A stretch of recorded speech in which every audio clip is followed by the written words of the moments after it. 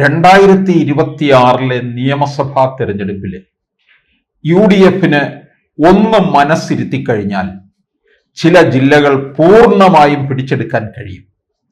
ഇപ്പോൾ അക്കൂട്ടത്തിലുള്ള ഒന്നാണ്, ഞാൻ പല വീഡിയോകളിലും പറഞ്ഞിട്ടുള്ളതാണ്, എറണാകുളം ജില്ല.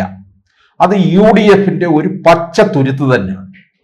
പിന്നെ മലപ്പുറം ജില്ലയിലെ മുസ്ലിം ലീഗും ഏതാനും ചില സീറ്റുകളിൽ കോൺഗ്രസും ഉണ്ട്. അതും അവർക്ക് വളരെ സേഫ് ആയിട്ടുള്ള ഇടമാണ്. മലപ്പുറം, അതുപോലെ തന്നെ എറണാകുളം. മലപ്പുറം 16-ഉം എറണാകുളത്തെ ജില്ലയിൽ 14-ഉം ഉണ്ട്.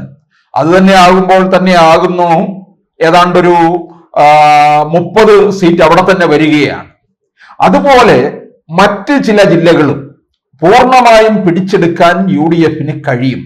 അങ്ങനെ പിടിച്ചെടുത്തിട്ടുള്ള സമയവും ഉണ്ടായിട്ടുണ്ട്. അത് വെച്ച് നോക്കുമ്പോൾ, അതായത് രാഷ്ട്രീയ പൂർവ്വചരിത്രം നോക്കുമ്പോൾ അവർക്ക് നേടിയെടുക്കാവുന്ന മണ്ഡലങ്ങൾ തന്നെ ഉണ്ട്, ജില്ലകൾ തന്നെ പൂർണ്ണമായിട്ടും ഉണ്ട്. അതിൽ ഒന്നാണ് 5 നിയമസഭാ മണ്ഡലങ്ങളുള്ള പത്തനംതിട്ട ജില്ല. നിലവിൽ പത്തനംതിട്ട ജില്ലയിലെ 5 നിയമസഭാ മണ്ഡലങ്ങളിലും LDF ആധിപത്യമാണ്. അത് 2021 തെരഞ്ഞെടുപ്പ് കണക്കനുസരിച്ച് പറയുമ്പോൾ ചില മണ്ഡലങ്ങളിൽ വളരെ ചെറിയ ഭൂരിപക്ഷത്തിൽ മാത്രമാണ് LDF വിജയിച്ചിട്ടുള്ളത്. ഇപ്പോഴത്തെ സാഹചര്യത്തിൽ അതിശക്തമായിട്ടുള്ള ഒരു ഭരണവിരുദ്ധ വികാരം നിൽക്കുമ്പോൾ ഇത് UDF-ന് ഒരു അനുകൂല സാഹചര്യമാക്കി മാറ്റിയെടുക്കാൻ കഴിയും. പത്തനംതിട്ട ജില്ലയിലെ 5 നിയമസഭാ മണ്ഡലങ്ങൾ എന്ന് പറയുന്നത് 1 റാന്നി, 2 അടൂർ, 3 ആറന്മുള, 4 കോന്നി, 5 തിരുവല്ല. ഇതില് റാന്നി മണ്ഡലം 2016 വരെ CPM-ന്റെ കയ്യിലായിരുന്നു. 2021 ജോസ് കെ മാണി വിഭാഗം LDF-ലേക്ക് വന്നപ്പോൾ അത് കേരള കോൺഗ്രസ് മാണി വിഭാഗത്തിന് വേണ്ടി കൈമാറി.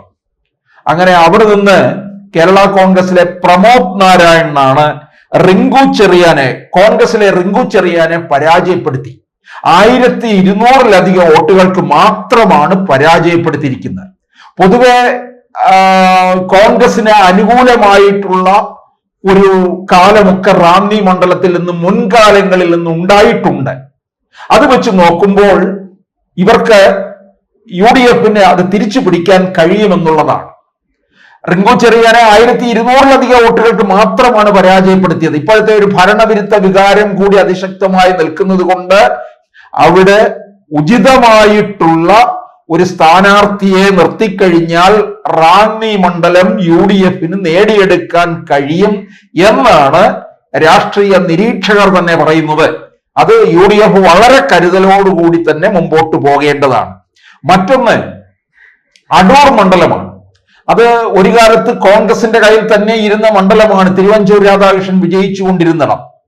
പിന്നീട് അത് സംവരണ മണ്ഡലമായപ്പോഴാണ് തിരുവഞ്ചൂരെ കോട്ടയത്തേക്ക് പോയത്. ഇവിടെ ഇത് സംവരണ മണ്ഡലമായി കഴിഞ്ഞപ്പോൾ CPI-യുടെ സീറ്റാണത്. മുതിർന്ന നേതാവും ഇപ്പോൾ ഡെപ്യൂട്ടി സ്പീക്കറുമായിട്ടുള്ള ചിറ്റയം ഗോപകുമാറാണ് അവിടെ 2900 വോട്ടിനാണ് NG കണ്ണനെ പരാജയപ്പെടുത്തിയത്. അത് അവിടെ ഇനിയിപ്പോൾ രമ്യ ഹരിദാസിനെ കൊണ്ടു നിർത്താനുള്ള നീക്കമാണ് പാർട്ടി നടത്തിക്കൊണ്ടിരിക്കുന്നത്. എന്തായാലും ഉചിതമായിട്ടുള്ള സ്ഥാനാർത്ഥി തന്നെയാണ് രമ്യ ഹരിദാസ്. ആലത്തൂരിൽ നിന്ന് വിജയിച്ചു. ആലത്തൂരിൽ PK ബിജുവിനെ പരാജയപ്പെടുത്തിക്കൊണ്ടാണ് പാർലമെന്റിൽ പാട്ടും പാടിയെത്തിയത്. പിന്നീട് രാധാകൃഷ്ണനോട് അടിയറവ് പറഞ്ഞു. തുടർന്ന് രാധാകൃഷ്ണൻ MP സ്ഥാനത്തേക്ക് പോയപ്പോൾ ഒഴിഞ്ഞ ചേലക്കര നിയമസഭാ മണ്ഡലത്തിലെ ഉപതെരഞ്ഞെടുപ്പില് CPM-നോട് പരാജയപ്പെടുകയും ചെയ്തു. അങ്ങനെയുള്ള രമ്യ ഹരിദാസിനെ ഇപ്പോൾ പത്തനംതിട്ട ജില്ലയിലെ അടൂരിലേക്ക് കൊണ്ടുവരാൻ പാർട്ടി തീർച്ചപ്പെടുത്തിയിരിക്കുകയാണ്. അതിന്റെ ഒക്കെ ഒരു ഭാഗമായിട്ടാണ് ശബരിമല സംരക്ഷണ യാത്രയിൽ പന്തളത്ത് നടന്ന സമാപന യോഗത്തിലൊക്കെ രമ്യ ഹരിദാസിന് അവിടെ ഒരു സജീവ സാന്നിധ്യവും ആയിരുന്നു. പിന്നീട് വരുന്ന മറ്റൊന്ന് ആറന്മുള മണ്ഡലമാണ്. ആറന്മുള മണ്ഡലം അത് സംസ്ഥാനത്ത് ആരോഗ്യ വകുപ്പ് മന്ത്രിയുടെ മണ്ഡലം കൂടിയാണ്. വീണ ജോർജിന്റെ ഒന്ന്, ഭരണവിരുദ്ധ വികാരം മൊത്തത്തിലുണ്ട്. രണ്ട്, ആരോഗ്യരംഗത്തെ പാളിച്ചകൾ കൊണ്ട് വീണ ജോർജിനെതിരെയും അതിശക്തമായിട്ടുള്ള ഒരു വികാരം നിൽക്കുന്നുണ്ട്. ഇത് രണ്ട് രീതിയിലും മണ്ഡലത്തിന് അവിടെ വീണ ജോർജിനെതിരായിട്ടുള്ള ഘടകങ്ങളാണ് നിൽക്കുന്നത്.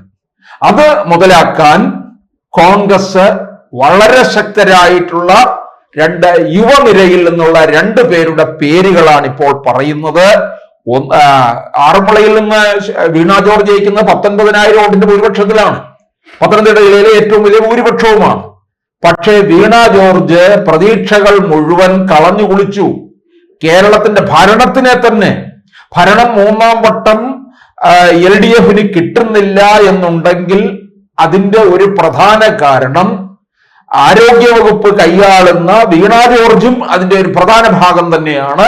ആരോഗ്യവകുപ്പിലൂടെയുമാണ് ഭരണം നഷ്ടപ്പെടാൻ പോകുന്നത്. അത് കോൺഗ്രസ്, അതുകൊണ്ട് തന്നെ ഈ CPM-കാർക്ക് തന്നെ വളരെ വലിയ എതിർപ്പ് ആറന്മുള മണ്ഡലത്തിൽ ഉണ്ട് വീണ ജോർജിനെതിരെ. അതുകൊണ്ട് കോൺഗ്രസ് തീർച്ചപ്പെടുത്തിയിരിക്കുന്നത് ഒന്ന്, അബിൻ വർക്കിയെ രംഗത്തേക്ക് കൊണ്ടുവരിക എന്നുള്ളതാണ്. അതല്ലെന്നുണ്ടെങ്കിൽ ഉമ്മൻചാണ്ടിയുടെ മകൾ അച്ചു ഉമ്മനെയോ ഈ രണ്ടുപേരിൽ ആരെങ്കിലും ആയിരിക്കും ആറന്മുള നിയോജക മണ്ഡലത്തിൽ നിന്ന് മത്സരിക്കുക. അടുത്ത നാലാമത് വരുന്ന മണ്ഡലമാണ് കോന്നി. കോന്നി മണ്ഡലം എന്ന് പറയുമ്പോൾ ഇപ്പോഴും അടൂർ പ്രകാശിനെയാണ് നമുക്ക് ഓർമ്മ വരുന്നത്. അടൂർ പ്രകാശിനെ 2019 ആറ്റിങ്ങൽ പാർലമെന്റ് മണ്ഡലത്തിലേക്ക് വിട്ടു. പിന്നീട് 24 ആറ്റിങ്ങൽ പാർലമെന്റ് മണ്ഡലത്തിൽ നിന്ന് വിജയിച്ചു. അങ്ങനെ ഉപതെരഞ്ഞെടുപ്പിലൂടെ കോൺഗ്രസിന് നഷ്ടമായ പത്തനംതിട്ട ജില്ലയിലെ ഒരു നിയോജക മണ്ഡലമാണ് കോന്നിയിലെ ജനീഷ് കുമാറിനെതിരെ അതിശക്തമായിട്ടുള്ള എതിർപ്പുകൾ മണ്ഡലത്തിൽ ഉടനീളമുണ്ട്. അതും ഭരണവിരുദ്ധ വികാരവും കൂടി നിൽക്കുന്ന സ്ഥിതിക്ക് തീർച്ചയായിട്ടും UDF സ്ഥാനാർത്ഥിക്ക് അനുകൂലമായിട്ടുള്ള ഒരു മണ്ഡലമായി തീരുകയാണ്. അടൂർ പ്രകാശിനെ തിരികെ കേരള രാഷ്ട്രീയത്തിലേക്ക് കൊണ്ടുവരണമെന്നാണ് പാർട്ടിയിൽ ഒരു വിഭാഗം ആവശ്യപ്പെടുന്നത്. അടൂർ പ്രകാശിനെ കൊണ്ടുവന്നാൽ മറ്റ് MP-മാര് ഒരുപക്ഷെ തയ്യാറെടുത്ത് വരുമോ എന്ന് ചിലർക്ക് സംശയമുണ്ട്. പക്ഷേ ഹൈക്കമാൻഡിന്റെ ഒരു നിർദ്ദേശം ഇതിനകത്ത് ഉണ്ടായിക്കഴിഞ്ഞാൽ UDF കൺവീനർ സ്ഥാനത്ത് കൂടി ഇരിക്കുന്ന അടൂർ പ്രകാശ് കോന്നിയിൽ വന്നു കഴിഞ്ഞാൽ ഈ മണ്ഡലം അവർക്ക് തീർച്ചയായിട്ടും പിടിക്കാൻ കഴിയും. പിന്നെ അഞ്ചാമത് വരുന്ന മണ്ഡലം തിരുവല്ലയാണ്.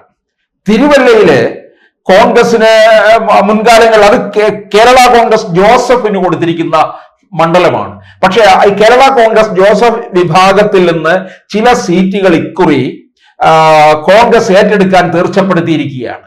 ജോസഫ് ഗ്രൂപ്പ് ഏതായാലും ആ വിട്ടുവീഴ്ചയ്ക്ക് തയ്യാറാകും. കാരണം ഭരണം എങ്ങനെയെങ്കിലും പിടിച്ചെടുക്കണം 2026. ഇല്ലെന്നുണ്ടെങ്കിൽ UDF അസ്ഥിരപ്പെട്ടു പോകും. ആ ഒരു സാഹചര്യത്തില് ഇപ്പോൾ ഘടകകക്ഷികളെല്ലാം വിട്ടുവീഴ്ചയ്ക്ക് തയ്യാറാകുന്നുണ്ട്. അക്കൂട്ടത്തിൽ ജോസഫ് ഗ്രൂപ്പും തയ്യാറാകുകയാണ്. തിരുവല്ല വിട്ടുകൊടുക്കാൻ തയ്യാറാകുന്നുണ്ട്. അങ്ങനെയാണെന്നുണ്ടെങ്കിൽ കോൺഗ്രസിലെ മുതിർന്ന നേതാവ് 83 വയസ്സുള്ള PJ കുര്യനെ രംഗത്തിറക്കാനാണ് പാർട്ടി ആലോചിക്കുന്നത്. കാരണം അവിടെ ക്രൈസ്തവ സഭകളുടെ വലിയ ഒരു സാന്നിധ്യമുള്ള ഇടമാണ്. മർത്തോമ സഭയുടെ തന്നെ ആസ്ഥാനമാണ്. ആ തിരുവല്ലയിൽ പക്ഷേ BJP അതിശക്തമായ സ്ഥാനാർത്ഥിയാണ് ഇറക്കുന്നത്. അതുകൊണ്ട് അവിടെ പൊരിഞ്ഞ പോരാട്ടമായിരിക്കും നടക്കാൻ പോകുന്നത്. LDFിൽ നിന്ന് മാത്യു T. തോമസ് തന്നെ ആയിരിക്കും മത്സരിക്കുക.